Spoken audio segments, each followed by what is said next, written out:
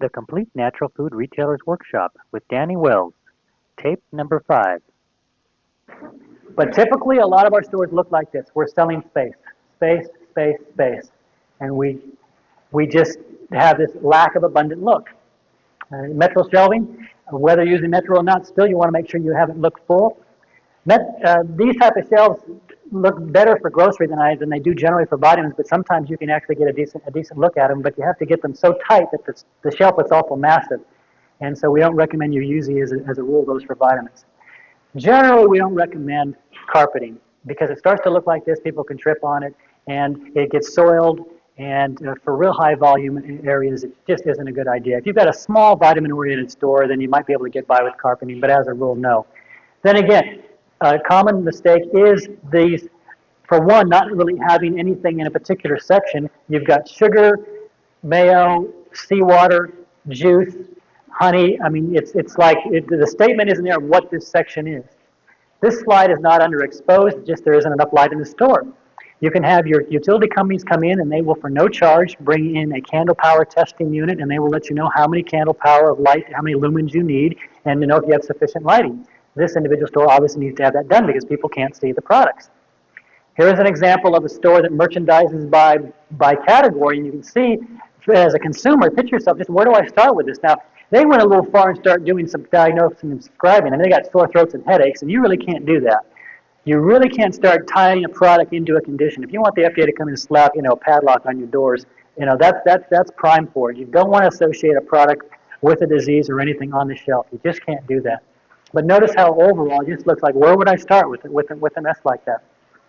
Now, it's okay to have a country look. I mean, we have a kind of relaxed atmosphere in this industry, and if you want to have a little mountain shop, that's fine. But when you get in the store, I might help the store a tie-dye shop.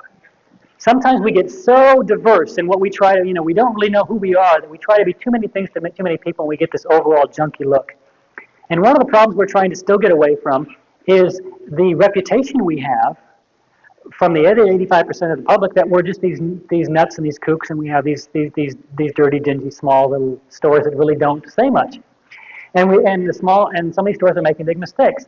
For one, our shelving should be light. Darker shelves does not let the product stand out as a rule, and also, bright yellow, that's not really quite the highlight color that you would want to pick. But look at all the space between products here. This is not saying we're in business. This is saying, we're barely here, barely staying alive. Here's their body care section. Then again, same thing. We're barely staying alive. More space than product. Here's the Slim Eddy salt spike chili section. You can probably get your whole meal right there in one stop, I guess, if you're lucky. But all the space boxes. This is obviously poor merchandise to its extent. Same thing. Everything looks so good here. I can't make up my mind the way they've got it merchandised. All that space, dark shelves will never sell product. This is one reason why we don't recommend natural food counters and juice bars and stuff unless you really know what you're doing. Too many run this kind of shabby kitchen type areas, and we're not really set up for doing full service food. This individual said, we're the only store in the area that carries organic produce, and I thought, if you're going to merchandise it like that, I'm glad you're the only store that has it like that. Too many people feel that you can get away with because it's organic, just throwing it into a bin and not having it look right. But organic produce can look and should look better than commercial, and should be properly merchandised. Not like this. This is an old meat unit, and it's not the way to merchandise your products. Here's a tapioca split pea Pero section. And again, you can get almost your whole meal there on that shelf too. An exaggeration to the fullest. But the store, they heard somewhere that glass shelves helps to offset your cosmetics. Well, cosmetics fine, but tissue salts and ginseng in the same area, it's like we have to think how the customer's going to be shopping. Now, when we say the abundant look, we don't mean you get in the back of your cooler and you load it with a forklift and just dump all this stuff in and have it jam against the door.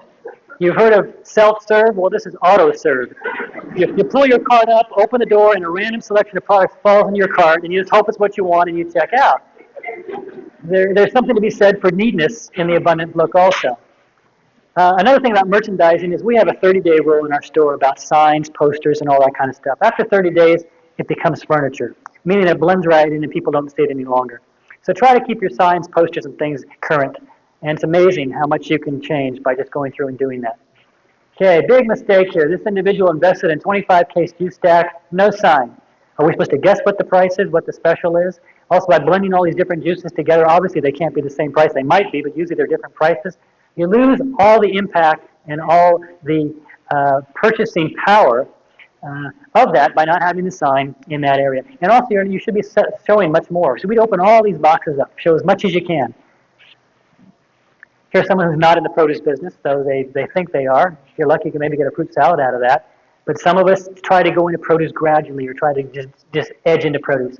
I'll tell you, if somebody has to buy half their salad at you and the other half from you and the other half from Safeway, they're never going to do it. So when you go into produce, if you're not going to put in a minimum of 60 to 70 items to keep it looking full and abundant all the time, then don't put in a produce section. It does take a commitment. Even though it's the fastest growing department, you have to have the customer count for produce and the commitment because it takes the time to do it right. Obviously, these aren't the right shelving for books, but look at all the square footage we're wasting by merchandising our books that way. That's not the way we merchandise books. Another common mistake is this cluttering up the windows. We make the mistake as retailers of assuming the customer reads. We think they're going to come up here and read all this, and then read this, and read all this, come over here and read that, and read all this. Okay, rule number one, the customer doesn't read. The only time that they read stuff is when you put it in their hand, and they will walk right by all this. And all this stuff in our windows tends to just clutter up our stores. It is much better for us to have one or two signs letting you know maybe some specials and leaving the store completely open, the windows open so you can look into the store and see what's happening through the window. Another example, the posters that have been up there for a long time, the store didn't even carry these any longer, and this poster was still on the wall. We do recommend using wall units, but not these type, and having your books faced out. That is the proper way to face them, though. A problem we do have is many of us, again, have way too much literature available for our customers. Did you know that about 95% of the literature that leaves your store gets into the customer's hands because you placed it there or an employee placed it there? Very few will pick it up on their own initiative. And how many of us have literature all over the store? It is better to have one place, pick the 25 or 30 key pieces of literature you want to keep, and the rest of it bag stuff it or get it out of your store. Because many times it just creates merchandising mess by having it all over. Another example of using an end cap improperly, you're not going to get any impulse sale off of this because there's too many decisions to make, and then you have spaces. But this is such a visible area because everybody walks past this one aisle or goes to the front part of the store, they're going to see this. This is where you want to have your case stacks in quantity. Another Salvation Army corner. They took this one counter here, instead of using it with case stacks of new products or several new items stacked up in quantity, it's all this miscellaneous stuff to look at, plus these two stacks of literature and these posters. It's all very junky, cluttered look. People will not buy off this, and it's the first impulse you get when walking into the store is that impression. And again, I've heard of companion marketing. I mean, we've got cinnamon rolls and Energy B. I mean, I guess you get a sugar high and you snort the B12, and that's supposed to take care of it or something like that. You have to think like a consumer when you're putting things together. Here is, again, half-price sale, a whole table full of old, dated merchandise. We've already talked about how that works in the store. Super savings, a dump bin. You know, think about why these are called dump bins. Think of where the products might belong rather than in these bins. And some of these products are older than the hills that are in there. Yeah, get a clue. The people are not going to buy those. They do dig through those. Now, I should say there are a few exceptions. I've worked with a couple co-ops that have, and I'm not saying this is anything against a co-op, but some of the co-ops say that their type of people love digging through this. Some of their customers, and they love getting a bargain, and they do well with a discount basket. Well, fine. If you've used them and they've done well in your store, great. But too many of us have them sit there and really aren't producing at all, and they do more to degrade our store than to help it. So a guy comes in here and says, yeah, you want to greet somebody with a case stack. So you walk right into the store. What do they have? 2 4-ounce milk crates upside down, some spirulina, spirotine, and some potato chips. Now, what are we supposed to do? Make a dip out of this and chip and dip? Is that the companion marketing? Is that the way you greet your customers when they come into the door? No, not at all. Even big stores. Here's a 10,000 square foot store. They have great end cap capability, but how do they do it? Let's come over to this third one here to show you typically how they're wasting their time and money. We've got 6 cases of product, and what do they show? Just the very top of this. We don't want you to know what it is. We're just going to show a little bit of that label there, and we're not going to put a price on it, so you have to guess, and obviously we're not going to sell much. But then again, we asked somebody to take the time to write a big sign for us on this. Shiki Ik Regular Poofy. Now, I don't know what Shiki Ik Regular Poofy is, but I mean, maybe I ought to try Shiki Ik Regular Poofy, because it will be good. I wonder what the price is. Oh, here it is, way down here. $1.63. Okay. All we had to do, give me 2 cases of that product, 2 cases of that product, empty boxes, and one nice little sign, and you could turn that thing in this size store, 10,000 square foot store. You could be turning this one thing once a day, selling out of that. And this staff was there. I asked him. He said, "Oh, we put that out there about a week ago. Sold 3 bottles and 2 boxes of Shiki Ick regular poofy." I mean, really. Here's a typical example of people who don't plan ahead in their juice bar. He's really excited. Went out and spent $60,000 putting this food service in, put in a salad counter, big refrigerated item, have an extensive menu. And here we are at lunchtime and 3 happy employees that are waiting for the customers. What we did for the store, we said, when you're in a situation like this, obviously you already put the money into that. Let's get your menu reduced for one. Most of us, we offer way too much. In our store, we did this, got it down to the 4 fastest selling sandwiches, 2 blender drinks, and 1 salad. And we found that one person could manage that, and then we turned it into a profitable enterprise. Another mistake that we make is putting price stickers on the front of our products. Putting price stickers on the front of our products will distract from sales. We're going to get into this more tomorrow, but it will just show you the difference in sales. Studies have shown that you can increase your sales almost up to 10%, sometimes even more, by getting the price on the back of the product, because the customers already perceive us as being a high-price industry, so why flaunt the price on the front of the product? Okay, the next series of slides is going to be before and after of when I go into a store and we show them how to properly merchandise, of how you get rid of space without adding any more product. Because too many stores' shelves look like this, and they say, well, that's just the amount of product I have. I can't make it look any fuller than that. Now, I want you to know that the next series of slides, we're not bringing in any new product. All we're doing is stacking and removing space.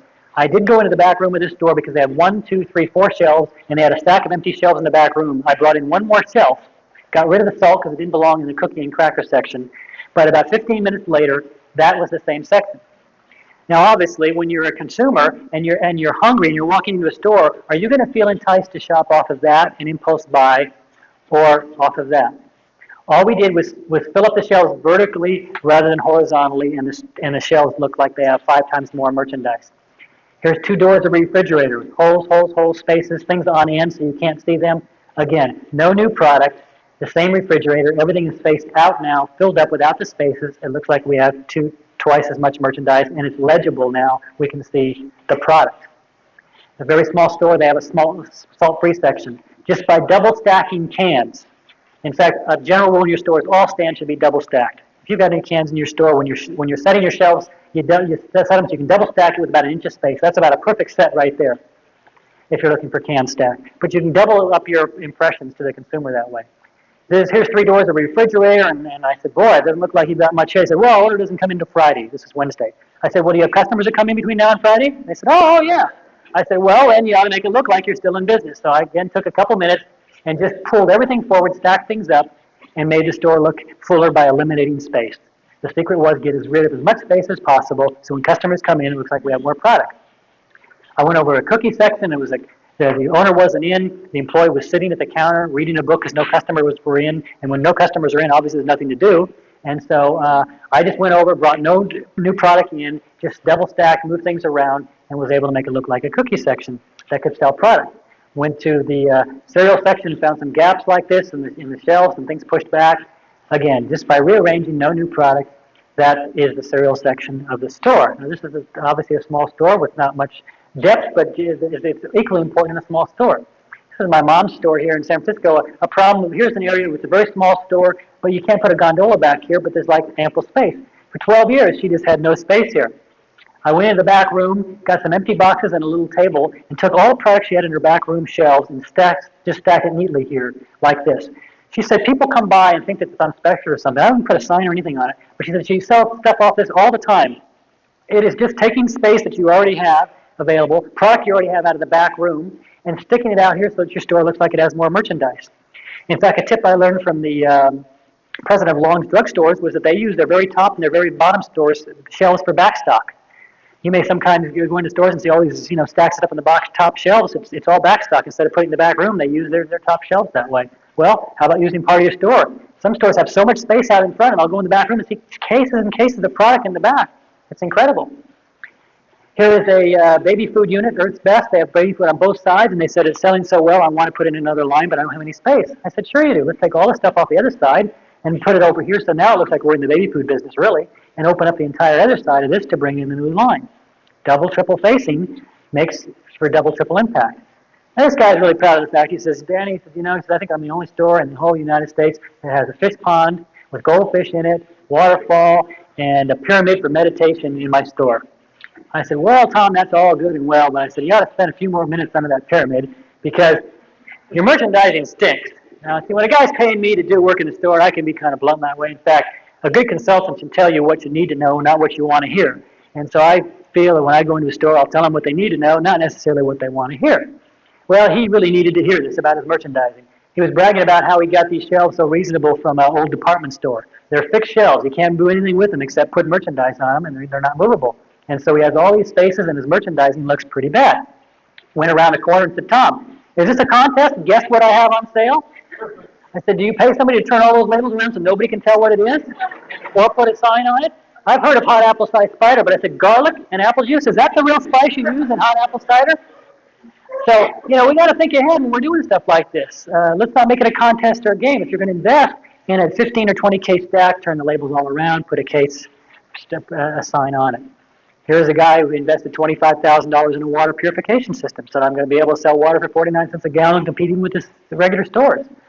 But, at 49 cents a gallon, I figured out the millennium will come before he sells enough water to pay for that $25,000 investment in his small store. Now, a larger store might work.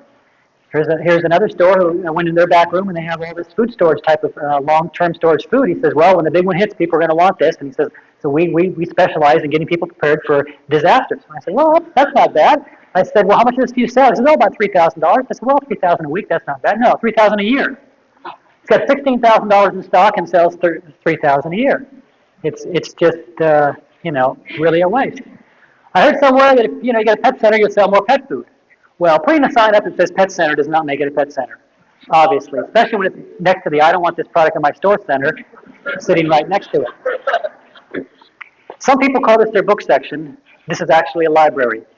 See, when people buy books, and about 90% of the time when they buy books, they buy it on impulse. Only 10% of the time will they buy a book coming in for a particular book by title. So 90% of the time they're going to buy on impulse, and people only buy a book on impulse when they can see the side.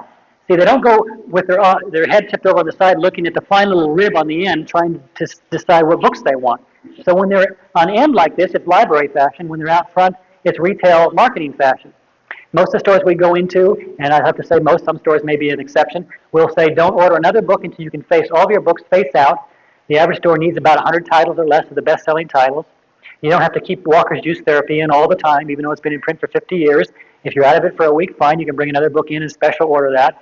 But we found that just having essentially 100 titles spaced out is quite sufficient for most stores.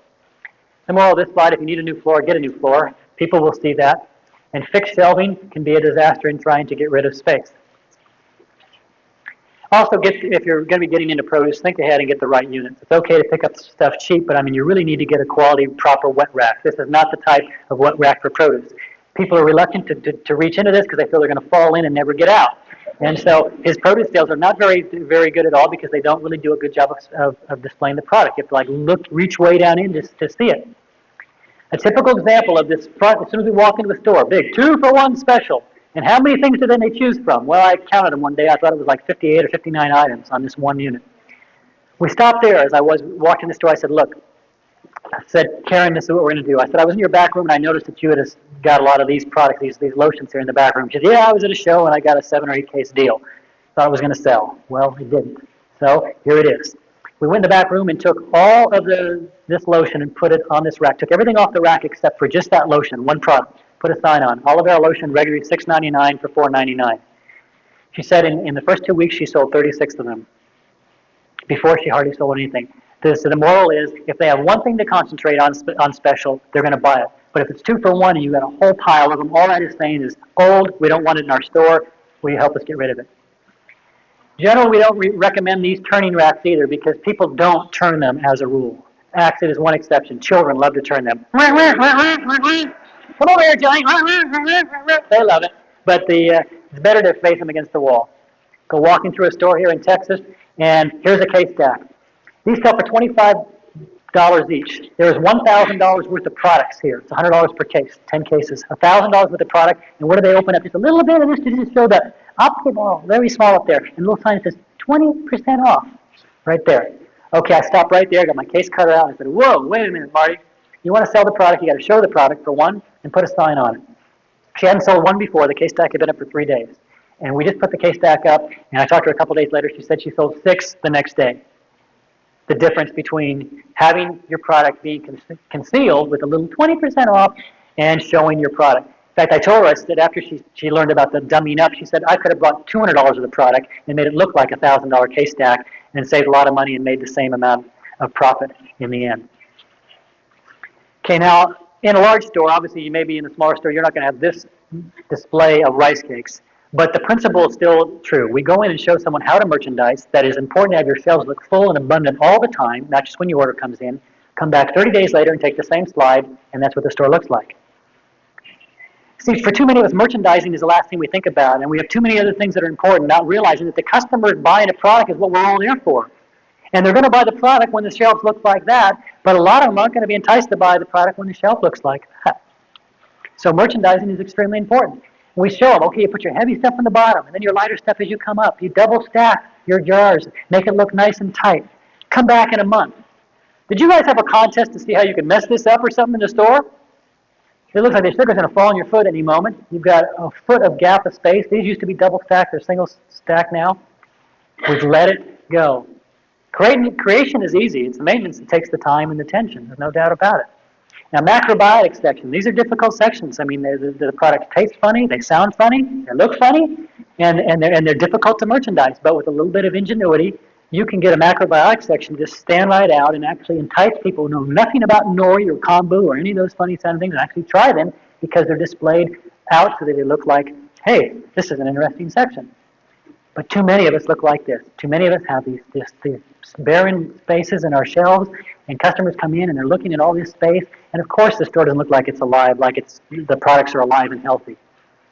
Even new stores make mistakes. A brand new store here, for one, they came with a pretty dark color for a background, which almost competes with the product, which we wouldn't recommend. But number two, fixed shelving. Brand new store, fixed shelving. Never put fixed shelving in if you're doing new shelves. So one of the things you can do to make your store look almost like it has a remodel. In fact, we've had the first step of a basic remodel, if you're not going to go in and put new shelving in, is to tighten up your shelf sets.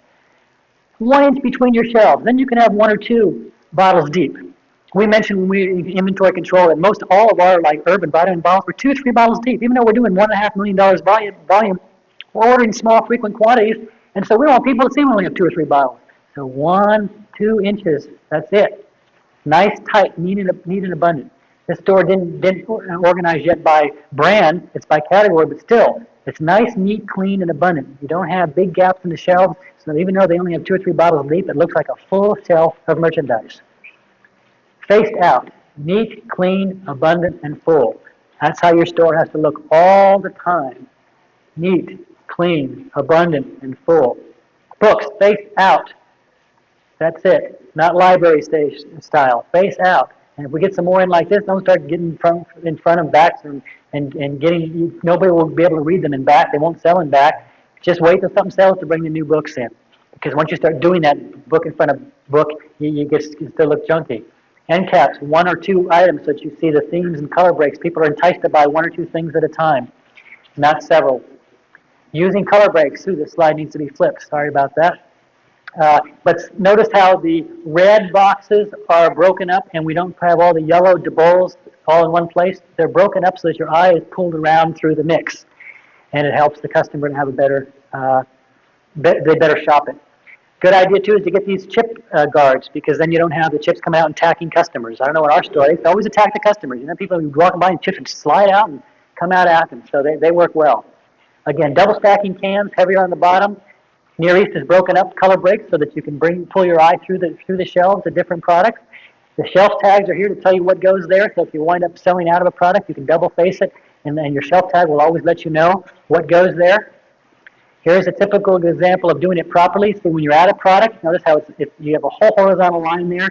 The typical store would wind up having these 3 in back of each other, this product in back of that one, and all these spaces and gaps. So you fill in the gaps at all expense. Color breaks, in your juices. Maybe you have some pineapple juice here, papaya here, you might have another papaya here and another brand of papaya up here. That's okay because your shelf tags will tell you what goes where. And always your gallons on the bottom, never on the top. I don't know, some people have these gallons on the top. It's like I just wait for that earthquake to come and attack somebody.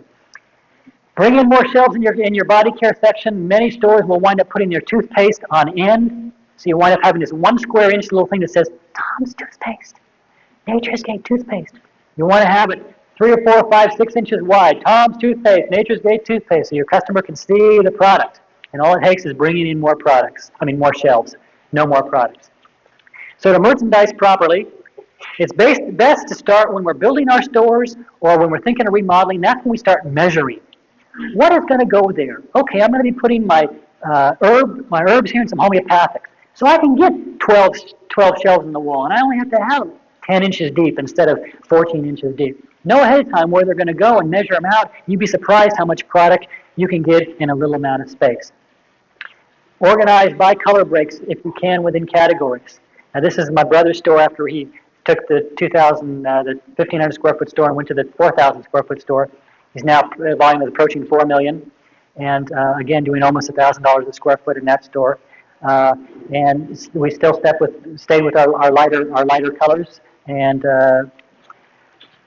you'll notice the double, triple stacking in the refrigeration, same type of thing. Most of the time, you'll never get enough shelving units with your refrigerator or freezer. So another key is, especially if you're buying used stuff, always try to get extra shelves when you're buying used or when you're buying new, because you can always use more shelves than they give you.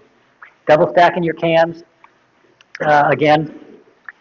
Freezer, same thing, trying to double stack for a greater impression.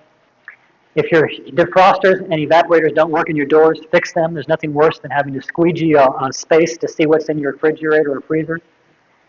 Keep your end caps limited to 1 or 2 products in quantity. Then you're going to sell on impulse. This becomes an impulse item. People weren't planning to buy mayo or pasta sauce, but when they see it stacked up like that, they will. In fact, in the end cap now, we're even eliminating all these. We're even eliminating the shelves themselves and doing the K-stack boxes, because so you can't dummy up on a shelf very well. But with empty boxes, you can get this K-stack to look much fuller and like you have a lot more. So when we're building shelves now, we're just eliminating the shelf units on the end caps. If you have the old big round bulk bins, definitely try to think of converting them. You can get 10 times more in this space than you can the big 5-gallon Pelly bucket rounds. Double stack all your individual cookies like this. These type of cookies, whenever you can, double stack them, especially the Health Valley ones and the Nature's Warehouse. Single spacing will not cut it.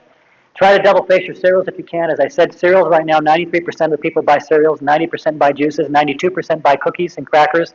Those are impulse items. Those are the items you want to put on K-stacks around. Believe it or not, vitamins are not very impulse. Maybe you do believe it. Obviously people don't come by and say, ooh, that vitamin E looks good, I'm going to buy some. It doesn't have the impulse. So we find that vitamins sell better off the shelf in the regular place just with more facings than it is on a K-stack. If you're going to do organic produce, this is what it ought to look like. We've got the reputation in the county of having the best organic produce in the county. People drive from all over to get for our organic produce, and that will rival any commercial produce section in the county, and it's 95% of it's all organic. The latest in shelf design is the new slightly flat wall. I shouldn't say it's new, but to this industry, it's new. It's very versatile because you've got a lot of shelving capabilities. You can put glass in, you can put metal, you can put wood, you can put Formica. Another thing that is really being used a lot now in new decor are neons. Neons have a way of pulling your eye into a store, and so you can use it to highlight departments. Here's a little body care boutique, like we lowered the ceiling on this, brought in a body care neon, and you get a close, small boutique feel to that store. Here's a picture. Now, this store is not here anymore. This is Loke Street Market, which is a store that I sold essentially to my brother in 1986. So these slides are essentially 5 years old, so you're going to see some dated stuff. But the principles still apply, and this is what I want to show. In a 1,500 square foot store, how we did $1.5 million or $1,000 a square foot, but not have the store look cluttered and junky. For number one, we made sure we had a big sign up here at Driveline, but also at Walkline, the name of our store, but we didn't clutter it with a lot of other stuff, just some fine line accents of what we carried in the store. When you walk in the store, we also repeated our arch again, and next to our checkout counters, we put our body care section, so as people were standing in line, at least on the other side, they were looking at body care on this side of the produce, because we led with produce.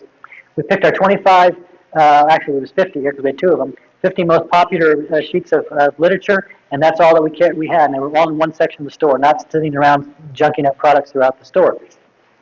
We had our body care shelves were 10 inches deep, so when we got 3 bottles or 3 jars, it looked full, and that's all we needed for our volume of sales. So it always looked full, and didn't have to worry about trying to fill up all this space. And we had accent signs for sale and for specials that were periodically placed throughout. On this one 12-foot rack, we sold $160,000 a year of organic produce off one rack. You can start out small if you have it full and abundant. And too many stores getting into produce initially actually start out too big. They put in 2 or 3 racks. A client I'm working with right now put in 3 racks, and he's losing a lot of money because they keep it looking full. He is throwing away tons of produce. So we're going down to 2 racks, and he's going to start making some money because he doesn't have to have one full rack that he's throwing away every week. So it's better to start actually smaller and selling it out because you can always bring another rack in, make it look full and abundant. Again, our books were all faced out, 100 titles faced out all the time. At that particular time, we had these bulk bins that we custom designed because the gravity feed ones were not available then. But the big round ones were really used up too much space. So we designed one that used a 3-gallon instead of a 5-gallon square bucket. In fact, we just replaced these. We brought them over to the new store and just sold them to the store in San Francisco. So you'll see these somewhere in a store in the city that bought these. But still, they're all neatly, uniformly marked and easy to get in and out. We bought extra shelving for the refrigeration units because when you're in a small store doing higher volume, you want every inch counts. So extra shelving is necessary. Our vitamins, again, were mostly 2 to 3 bottles deep. Sure, our real big seller, we might carry 6 bottles deep, or if we have them on sale, we're going to be ordering a case. But generally, we would order in 1s and 2s and 3s because we order from our distributor twice a week, from our major distributor, and we try to get as much as we could through them. Merchandising by brand. Most all of our herbs were carried 2 to 3 bottles deep, and some of them were only 1 bottle deep, but that's all that would warranted because we knew we could get by with one of them on the shelf. But by only having an inch of shelf space, you can't tell that we don't have a full shelf of space, and that's how we get the abundant look. Also, we believe in multiple impressions of your name. We think that everybody ought to be identified in your store, either with an apron or a name tag or something, because there's nothing worse as a consumer coming in and saying, "Pardon me, do you work here?" to a customer. "No, I don't work here." You know, you should be immediately recognizable who the staff is and who the customer is, so they can come to you for assistance. And also, when we get into advertising, you'll find the more you can have your name in front of the customer, the better. The more they can see that on something, the better. So we have it right at eye line. When they come in, they're going to see the name of our store many times when they're shopping in the store. This was our bulk herb and tea section. We don't usually recommend you getting into bulk herbs unless you're doing at least $500,000 to $800,000 a year. Anything under that, it's a waste of space and time, and your volume doesn't warrant it. And a good place to start is about 75 to 80 bulk herbs, and these shelves were specifically built for that, so they're only 6 inches deep. The jars are 6 inches deep, so we can take very little bit of space to accomplish what we need with an extended shelf for pouring and weighing and things. What you see is what you get, and we have no back stock basically of anything you've seen so far, so what you see is what's on the shelf. These little bins, you can get them from Tree of Life or Redhead Mills, these little cardboard organizers are phenomenal. You use them for organizing all your bulk products, your bag products. You use them in your freezer for your hot dogs and your tofu dogs and everything that slides around. They're tremendous for organizing. You already know our trick, so we buy 4 cases of rice cakes, make them look like 6 cases. We buy 2 cases of apple juice, make it look like 6 cases. That's how we do it throughout the entire store. You can see that we, in the 1,700 square foot store, we want to get as many case stacks out as possible. We wrap right around our bulk unit, our end cap here, over in this corner, around the front, small little stacks. Wherever we get a case stack, we're going to put it up because that's where impulse is made. Again, we'll buy 6 cases of product, make it look like a 12 case stack. Come over here to this juice section just to give you an idea. We cut these boxes. These boxes were cut and permanently set there because every month, once you start case stacking juices, you'll be surprised. I mean, we used to sell off the shelf 1 or 2 bottles of juice a day. Now we're selling, 3 or 4 or 5 cases a day because they're out here in front for people to see them. We cut these boxes, and those boxes, you leave the separators in, they're there permanently.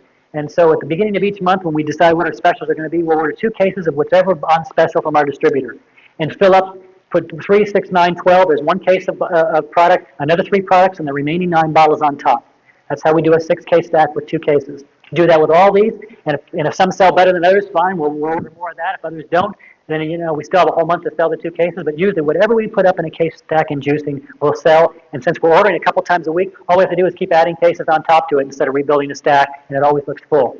Then again, if you have a real high volume store, that might be more labor, and you're going to start with full cases in a bigger stack, but for the smaller stores, putting that up, getting it started, and adding to it throughout the week or when you can reorder is just the way to go. We take a little time with our signs too.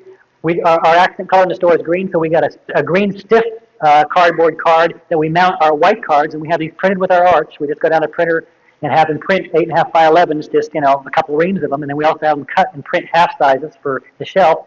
So it's already printed the name on special now, and we go through and you get these calligraphy flow pins, so anybody can look like an artist. You want to have all your signs be uniform because then the customer can say, hey, this looks like it's been done on purpose, that you've actually are planning your specials and sales. And I've gone in stores and have, one sign written on the back of a checkbook, another sign written on a napkin. I mean, one or two colors is all you need, make it uniform, make it big. We have all these we have baskets in the back that we constantly are filling up with excess back stock. Typically, you go into a store, and this might have been a case stack of chips that is now down to, say, 12 bags, and we put some on the shelf, and we've got 9 left over. These are false filled right up to this point. Down to 3 inches, there's a false fill. So we'll dump 6 bags here, some 6 bags there, take the sign off the case stack, and we'll sell those out in just a day. But normally, people would throw them in the back room. Oh, it's back stock. Wait to bring it out in front. Same thing here. We can set up a table, bring anything out of the back room as back stock, stack it up, put a sign on it. Anything you get out in the front of your store, convert it to front room stock. Now, sometimes the product is so small that you need to buy too much for it to get up to eye level. And that's another important rule of case stack is it has to be at eye level. There is nothing worse than a 2-case shin buster. When you discover that product is with your shin rather than your eyes when you come around a corner. So to eliminate that, we built several lifts in our store which would bring the product up already to at least knee-high or waist-high. So by bringing this up, when you can see, we bought 2 boxes of this cereal, took everything out except for the 4 boxes there and stacked everything on top. So 2 cases can look like a 5-case stack, get it up to eye level. We did the same thing here. So we've only are buying a couple cases at a time, but getting it to look like an abundance of product. And these are impulse. This is where you create 65% of those extra sales that other stores are getting that we don't in our industry. I promised you a picture of the back room. Here is the entire back room stock for this store. And I don't repeat this to like brag. I want you to proportionally think, here the store is doing 1.5 million, and this is the back stock that we have.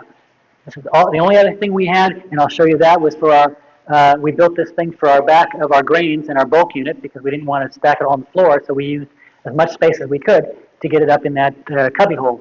But that's it. Everything else is out front. You can't sell anything out of the back room. That was the office that we had, and that's the little monitor that we had so that I could see what was going on in the store.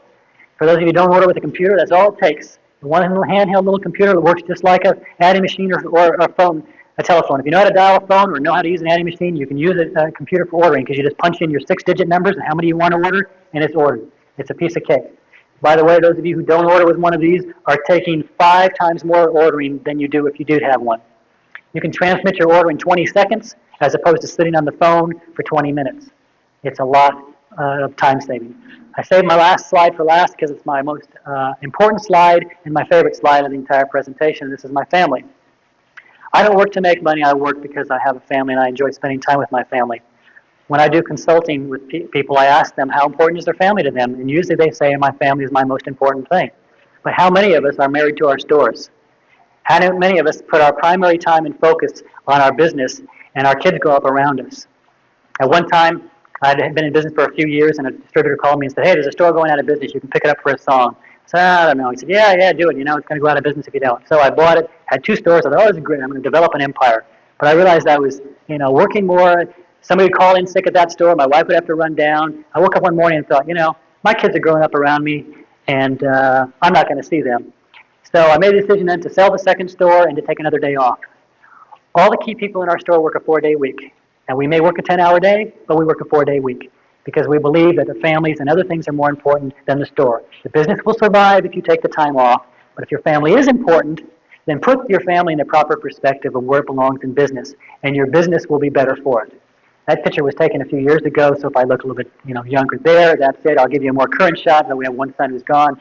There's a current shot from last year. It's my wife, Lonnie, and she's here assisting me today. Our oldest son, Bob, his wife, Dana, son Craig, his wife Nancy, our daughter Kim, our son Glenn. They're both in college. In fact, we'll go back to the other one because I've got one son down in Chile. And that's Cliff, who's down in Chile. He's not in this picture. He'll be back in December. But that's what makes it all important for me. And so if your family is important to you, then spend the time with them and your business will take care of itself. You've been very attentive. I'm sorry I took you 20 minutes over today. Tomorrow we'll be right on time. So look forward to seeing you here at 8 Is it 8:30 or 8:45 tomorrow morning?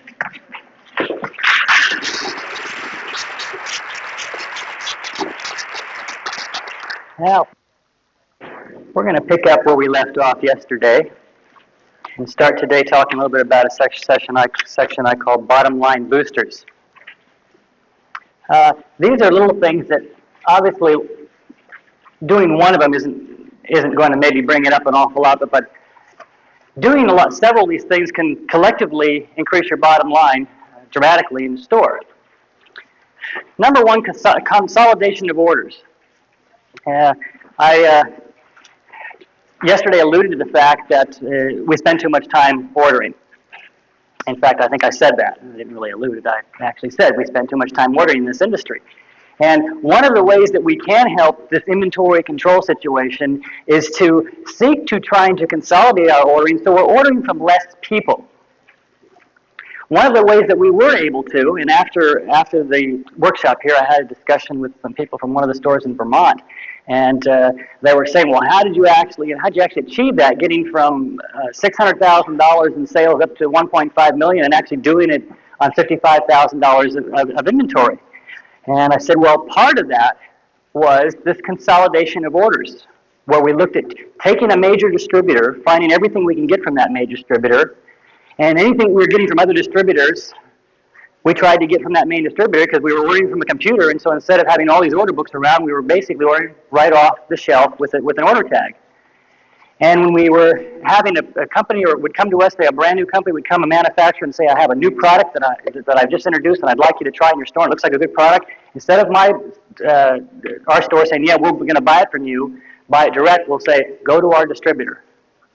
Give it to them. Because for us to have to buy one product from one distributor, to take the phone call, to mark it, to write the separate check and all that, we spent a lot of time doing these 1 and 2 products from different manufacturers when we could be getting just basically a 6-digit entry in a computer as we're walking down through the store. So consolidation of orders not only will save ordering time, but it will increase your profits because all of the distributors now are offering discount programs for volume. I know on the East Coast it's starting to get closer to the West Coast. We were into what we called cost plus or VIP buying 10 or 12 years ago. And we were buying at 15% off of wholesale in our store in 1980. But we did that because we went to the distributor and said, look, if we consolidated all of our orders and got everything we could from you, what kind of discount could we get? And that's how you would negotiate these deals.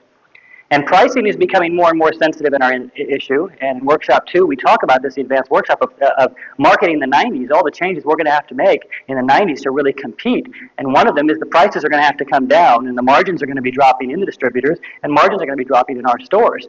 And so if we don't do the consolidation of orders and start negotiating larger discounts, then we're going to have a hard time competing with the stores that are going to be out there dropping prices. Yes, sir?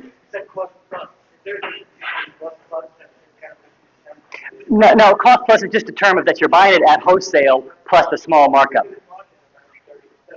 A distributor's margin is around 20 to 25%. Correct. Then they're working on a 10% markup. That's cost. Yeah, the same thing. It's cost plus 10% or 15% off of wholesale. Depends on how you want to look at it. But that's essentially the same terminology. And the distributors' margins are dropping too. They are becoming much more sophisticated, and they're saying one day it's going to get like the computer industry, which right now distributors are working on a 5% in the computer industry, 5%, because they're so efficient. And we'll get there. So higher discounts will obviously come from that, and you'll be able to increase your bottom line. We found that on charge sales, when we were taking Master Visa or other charge sales, we had a $20 minimum on that. Now, you can't go anywhere. Until recently did Safeway start incorporating using charge cards for food, but you couldn't go, and in most places you still can't go anywhere and buy food on a charge card. And so since we're selling more food, we decided to put this minimum in, and by doing that, you again will increase your bottom line. Correct. Your banks will say that because they like to get all kinds of money in that they can. I mean, they want you to charge everything. But every bank says that. No bank enforces it. This concludes the program on Side 5. The workshop continues on tape number 6.